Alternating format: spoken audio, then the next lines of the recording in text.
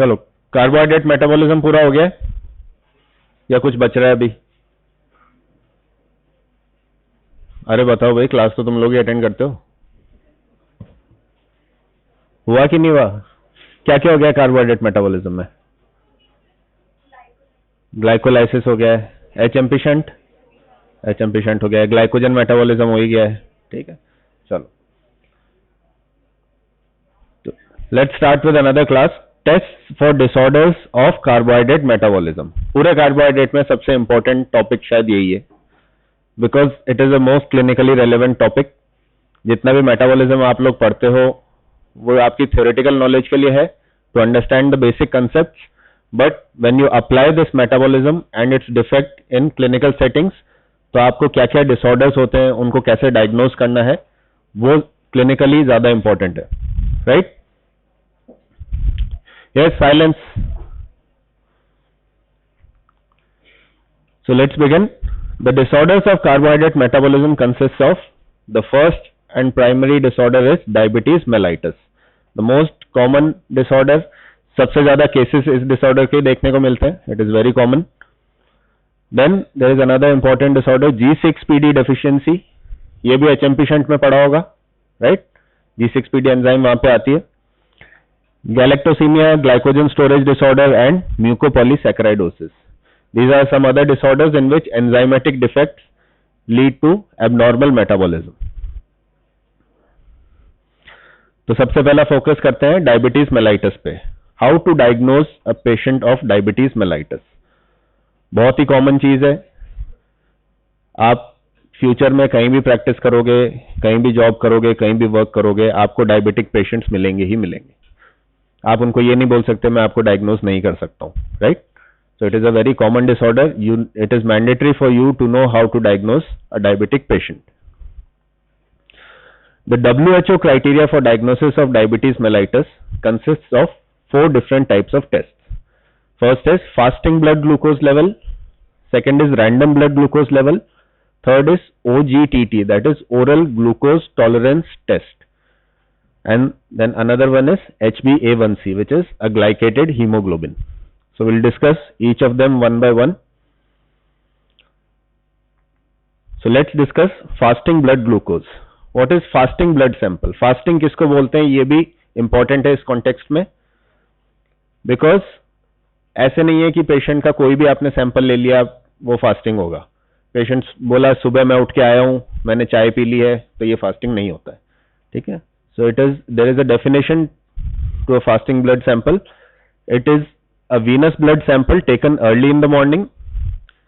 This sample has to be taken after an overnight fasting. मतलब patient ने रात को खाना खाया है, उसके बाद वो सुबह उठा है और उसके बाद उसने कुछ भी नहीं खाया है, not even a cup of T, और उसके बाद वो आपके पास सैंपल देने आया है, तो that is fasting sample and it should be ideally the fasting should be of approximately 8 hours.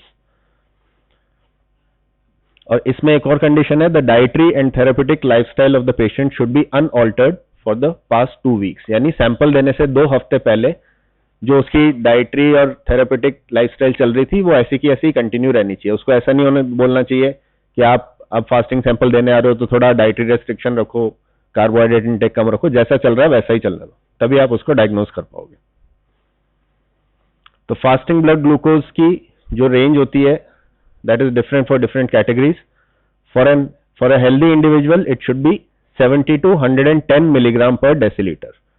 ठीक है, ये आपके प्रैक्टिकल्स में भी पूछा जाएगा जब आप ग्लूकोज एस्टिमेशन करोगे। फास्टिंग ब्लड ग्लूकोज की नॉर्मल रेंज क्या होती है, रैंडम की क्या होती है, and different types of blood glucose levels.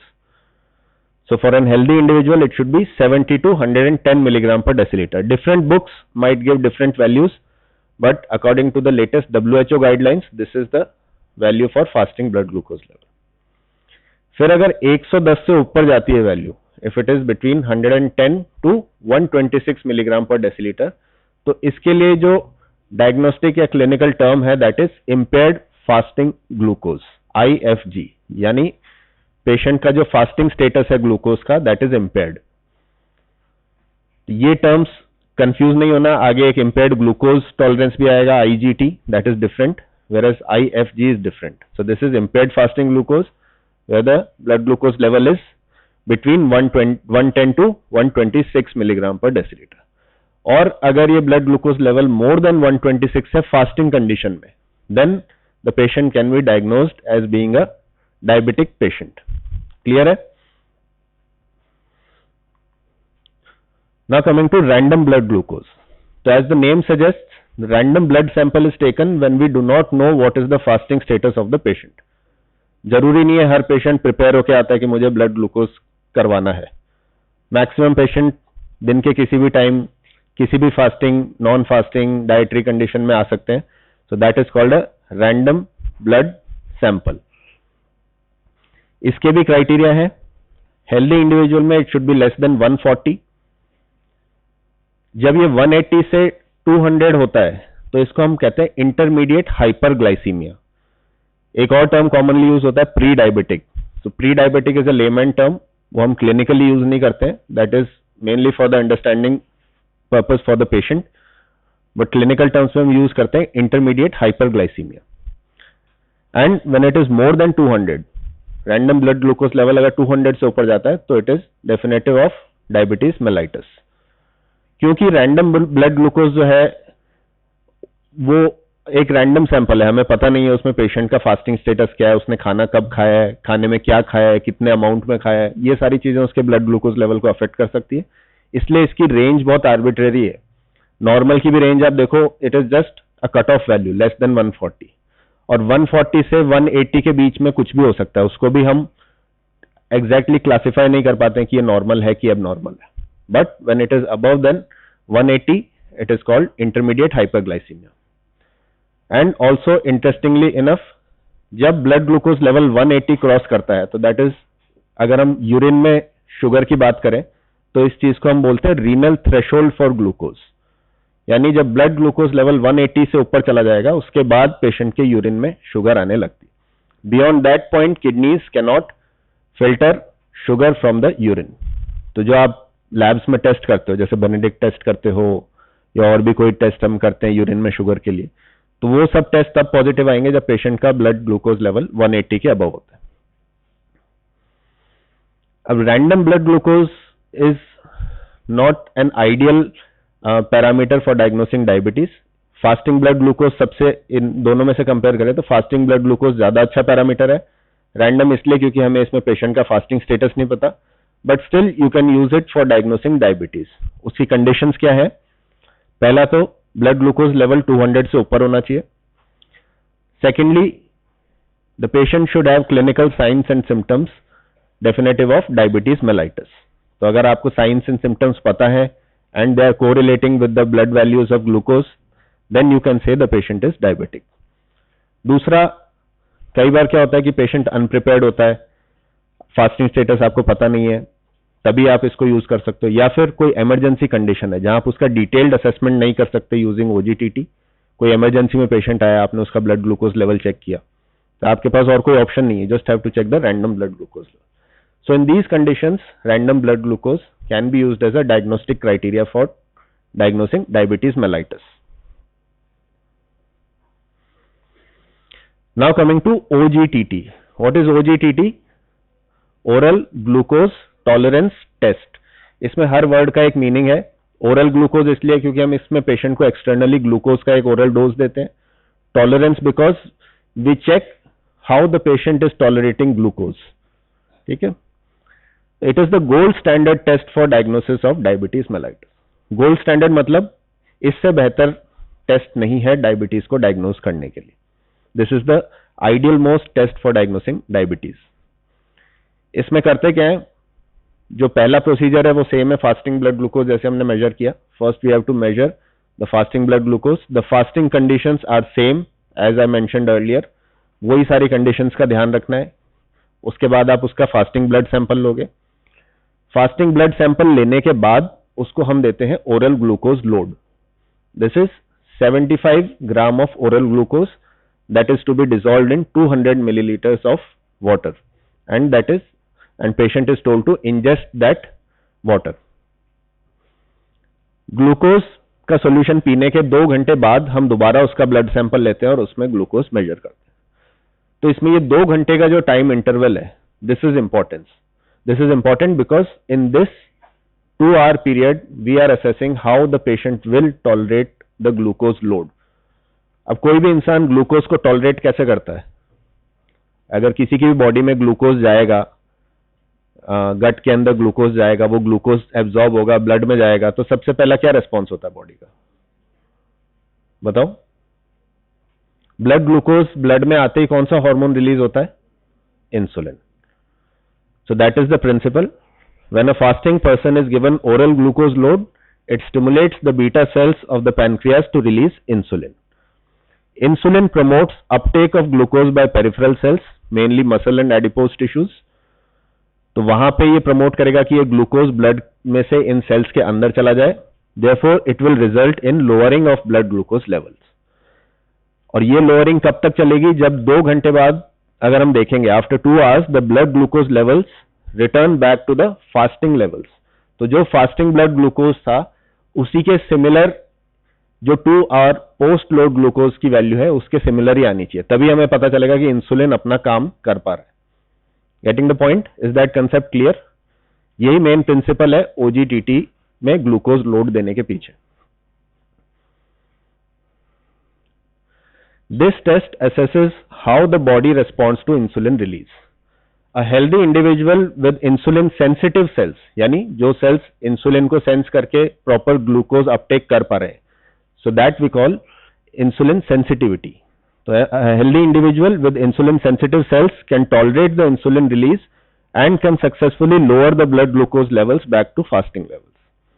Whereas an individual with insulin resistance, या insulin resistance एक clinical term है, इंसुलिन रेजिस्टेंस जब पेशेंट में होगा तो चाहे इंसुलिन रिलीज भी अगर होगा तो वो इंसुलिन उन सेल्स पे एक्ट नहीं कर पाएगा. So the person can not tolerate the insulin release and can not successfully lower the blood glucose levels back to the fasting levels. तो इस केस में 2 घंटे बाद भी हमें ग्लूकोज बढ़ा हुआ ही मिलेगा. Is that clear? इसका भी जो फास्टिंग ब्लड ग्लूकोज लेवल्स थे उसका सेम ही क्राइटेरिया है. हेल्दी इंडिविजुअल में it should return back to fasting levels. अगर ये फास्टिंग पे रिटर्न नहीं होता है, ये 110 से 126 के बीच में रहता है, तो यहां हम इसको दूसरी क्लिनिकल टर्म से रिप्रेजेंट करते हैं, that is known as impaired glucose tolerance, because here the person is not able to tolerate the glucose load. There is a major difference जब हम बोलते हैं कि फास्टिंग ब्लड ग्लूकोज 110 से 126 के बीच में है, और जब हम बोलते हैं कि blood glucose level after 2 hour glucose load is between 110 to 126. वहां था इम्पेयर्ड फास्टिंग ग्लूकोज, यहां है इम्पेयर्ड ग्लूकोज टॉलरेंस. और 126 के ऊपर जाएगा तो anyways we diagnose him as being diabetic.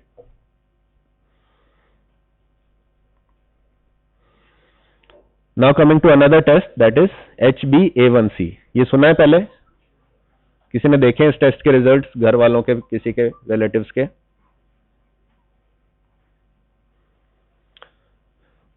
तो HbA1c comes under a category that is known as glycated hemoglobins. Glycated का मतलब यहाँ पे कार्बोहाइड्रेट्स जो होते हैं they are attached to the beta chain of hemoglobin by a non-enzymatic process. ठीक है? तो अब डिफरेंट कार्बोहाइड्रेट्स अटैच हो सकते हैं, तो इनके अलग अलग कैटेगरीज होती है. HbA1A, HbA1B, HbA1c, सब पे अलग अलग कार्बोहाइड्रेट्स अटैच्ड होते हैं. तो जैसा कि आप देख सकते हो, A1 जो है उसमें फ्रक्टोज 1,6 बाइफॉस्फेट अटैच्ड है, A2 जो है उसमें ग्लूकोज 6 फॉस्फेट है, B जो है उसमें पाइरुवेट है, एंड HbA1c जो है उस पर ग्लूकोज अटैच्ड है. So here our concern is HbA1c because we are trying to diagnose diabetes. तो हम देखेंगे कि हीमोग्लोबिन जो है जिस पे ग्लूकोज अटैच्ड है उसका परसेंटेज कितना है. Percentage is relative to the other types of haemoglobin present inside the body. तो HbA1c की परसेंटेजेस जो होती है उनके भी अलग अलग क्राइटेरिया है. इसमें 2 अलग अलग क्राइटेरिया यूज करते हैं क्लिनिशियंस डायग्नोज करने के लिए. एक WHO क्राइटेरिया है और एक ADA क्राइटेरिया है. ADA is American diabetic association. तो इनका अलग क्राइटेरिया है. A good glycaemic control is defined when HbA1c level are 4 to 5.7% as per ADA and 4 to 6% as per WHO. अगर इंटरमीडिएट ग्लाइसेमिक कंट्रोल है तो ADA के according वो हो जाएगा 5.7 to 6.5%, WHO के अकॉर्डिंग वो हो जाएगा 6 to 6.5%. और 6.5% के अबव है तो that is poor glycaemic control. Now take note, यहां पे हम डायबिटीज नहीं डायग्नोस कर रहे हैं, यहां हम ग्लाइसेमिक कंट्रोल बता रहे हैं कि पेशेंट का ग्लाइसेमिक कंट्रोल कैसा है।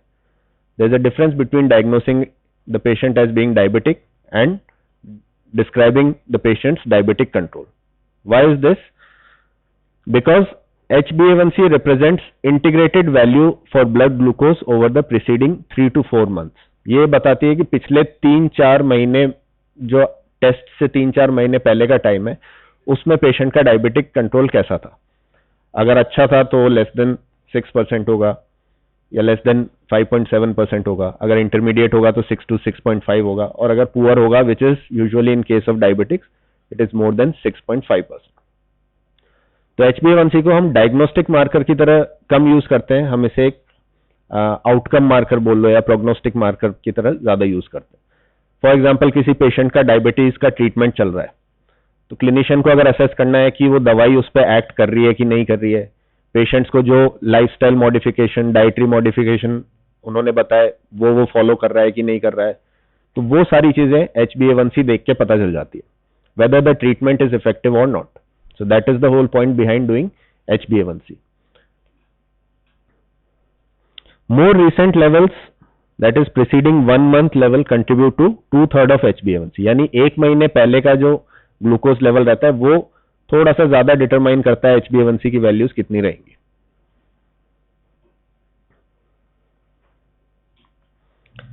Now coming to diagnostic test for G6PD deficiency.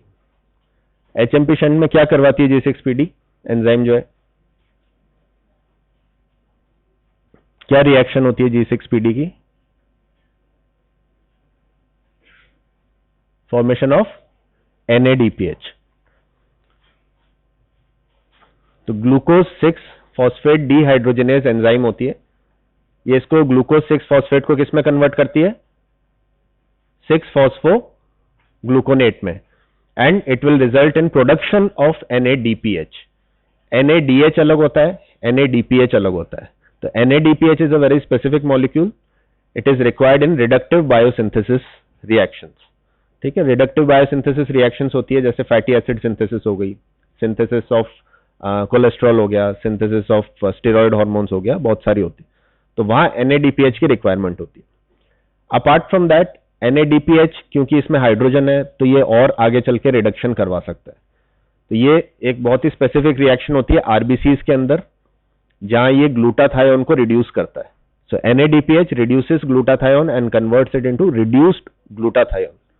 Glutathione जब रिड्यूस्ड फॉर्म में होता है तो उसकी एंटीऑक्सीडेंट प्रॉपर्टीज होती है, it prevents the RBCs cell membrane from rupturing.